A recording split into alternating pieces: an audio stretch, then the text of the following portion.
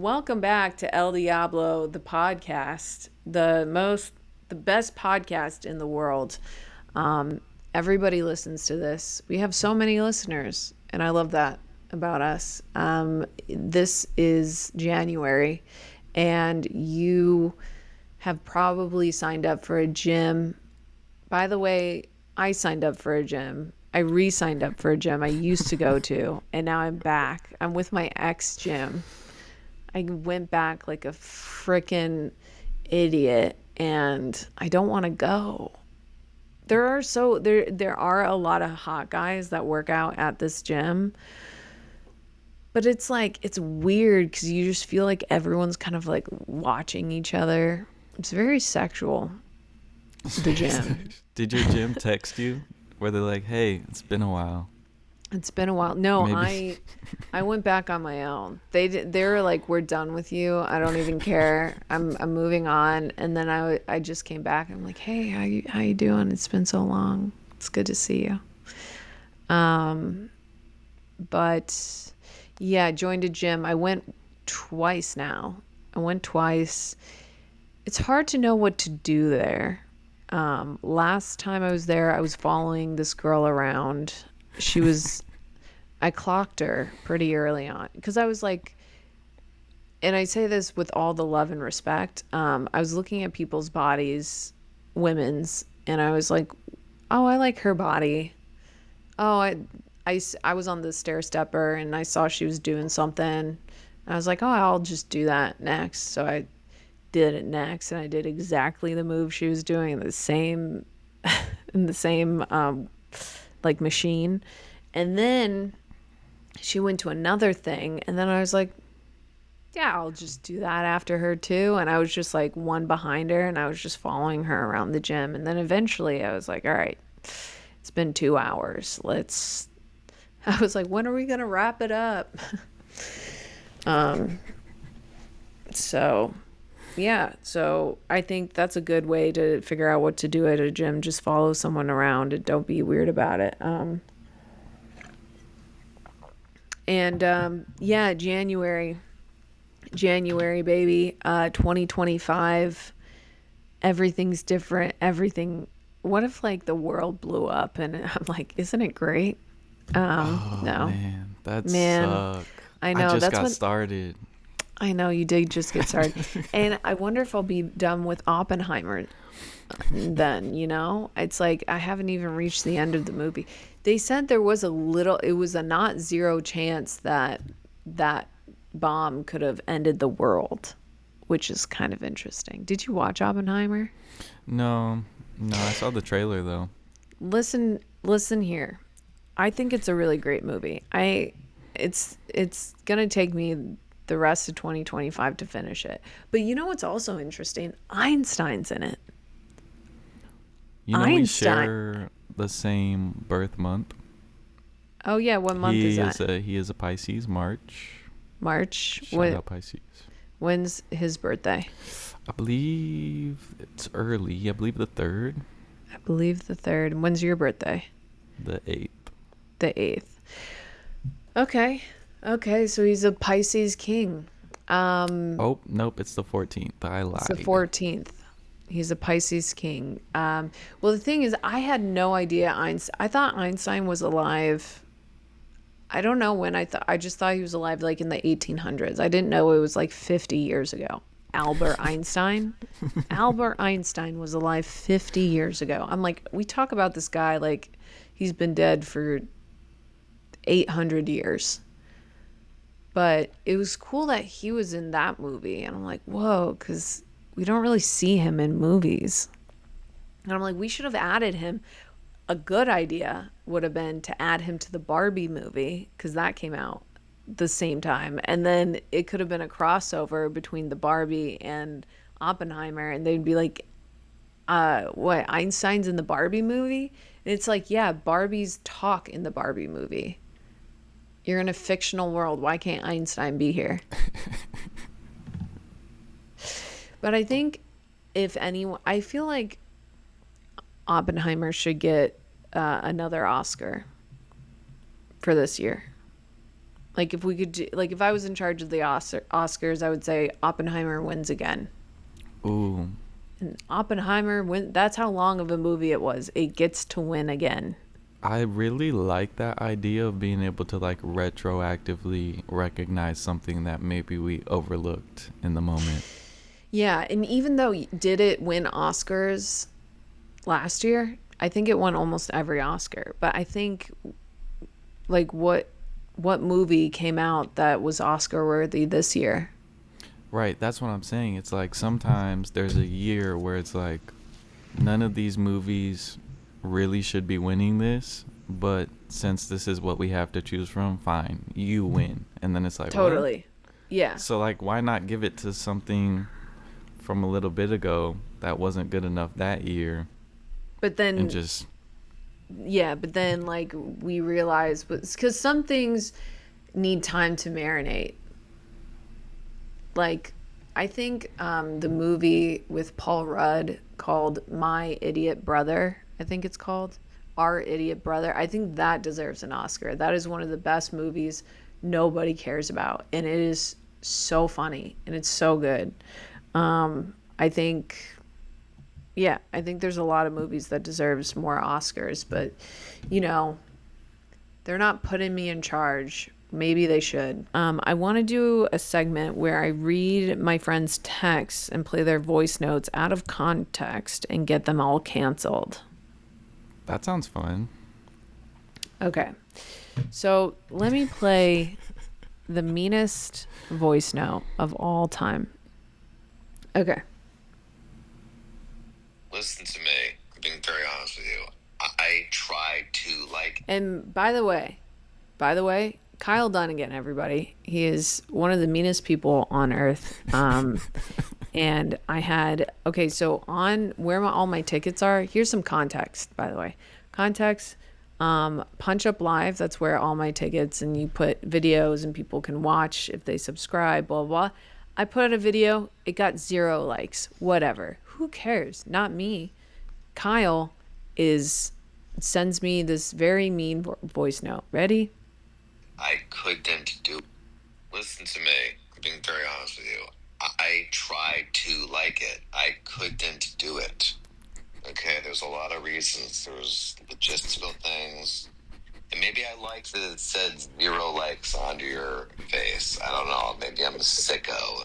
I thought that was funny that literally nobody, and I mean no one, liked it. It's a laugh that I wanted to keep for myself. Kyle Dunnigan, everybody. So mean. Maybe I should call him to ask if I can play that voice note. Yeah, we'll retroactively we'll reach back. We'll reach out. We'll circle back on that. Or, oh, I'm calling him right now.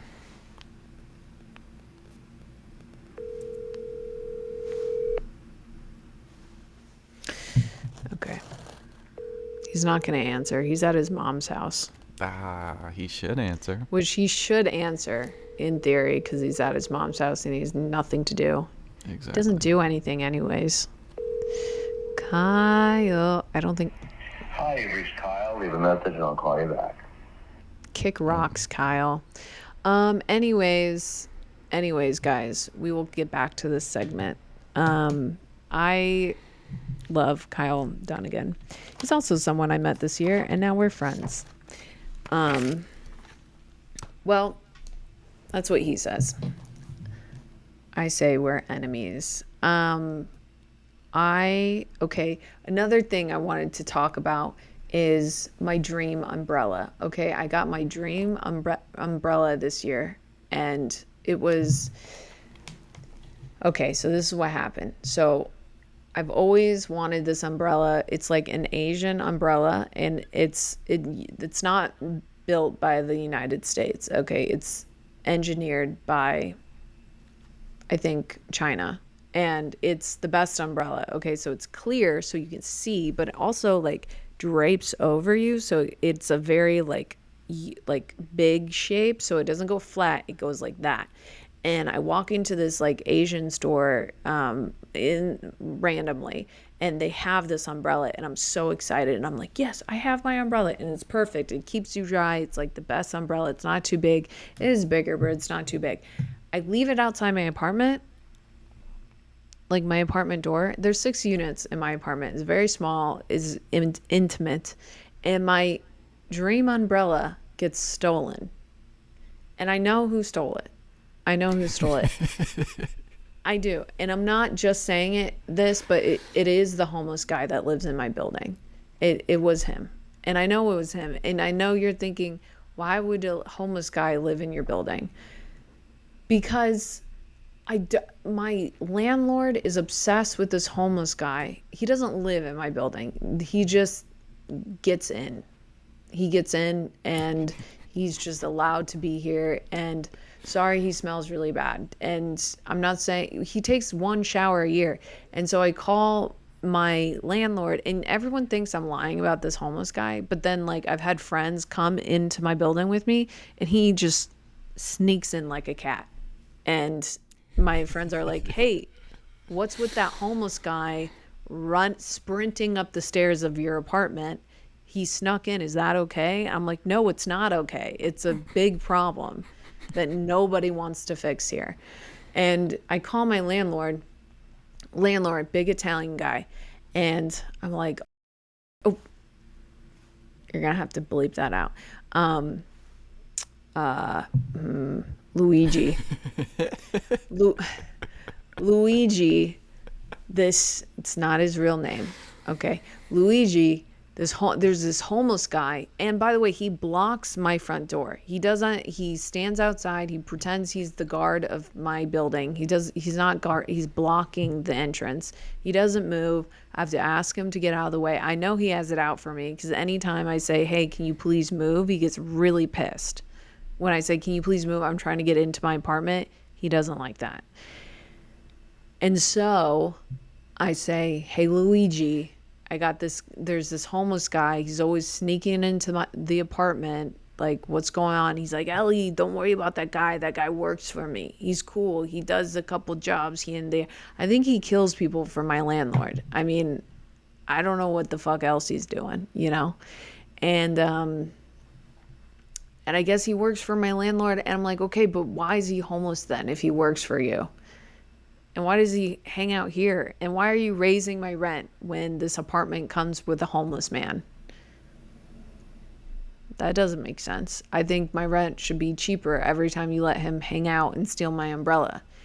And by the way, you owe me an umbrella of Asian descent. So,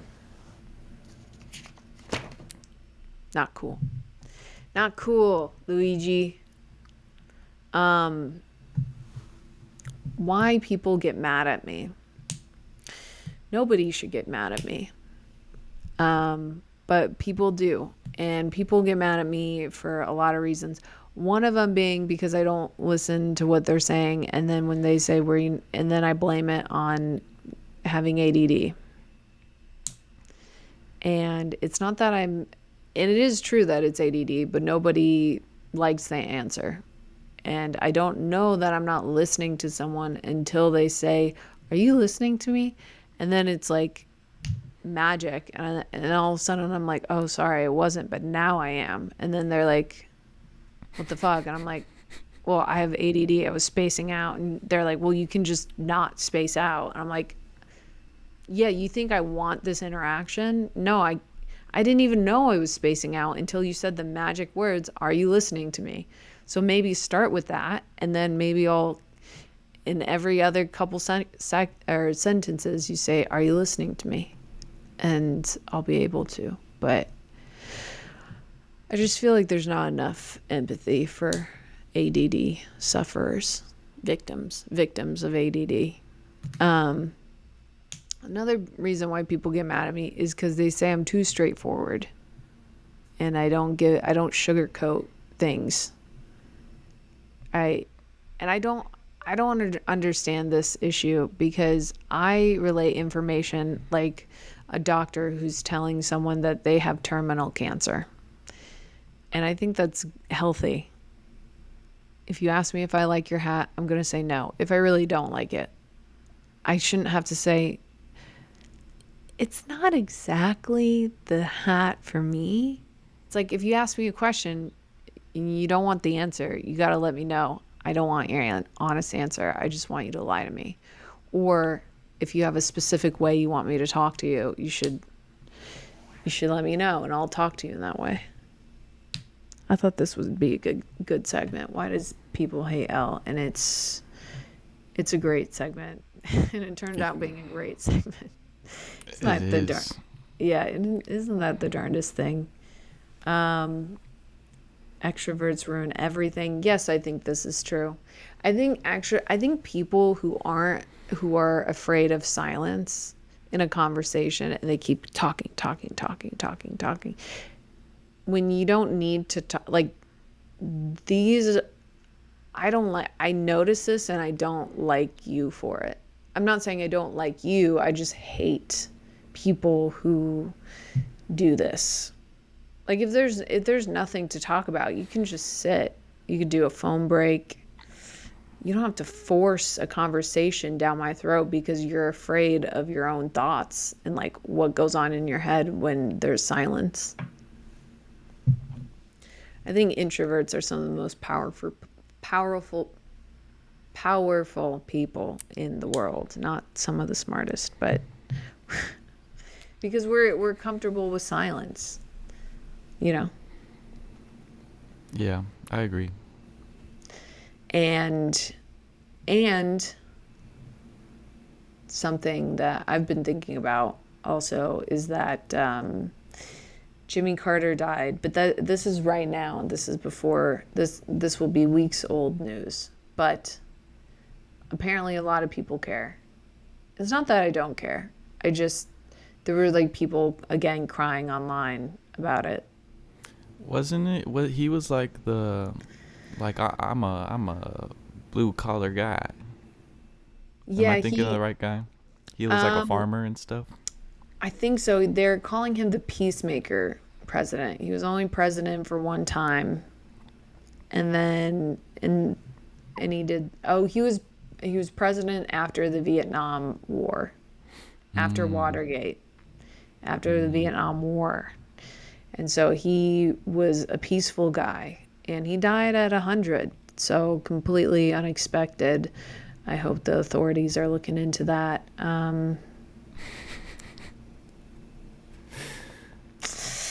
And I think that's all I have for you today on the El Diablo podcast. I think this was a great podcast. This is episode, I think 6 or 7, and I hope you guys have a great weekend.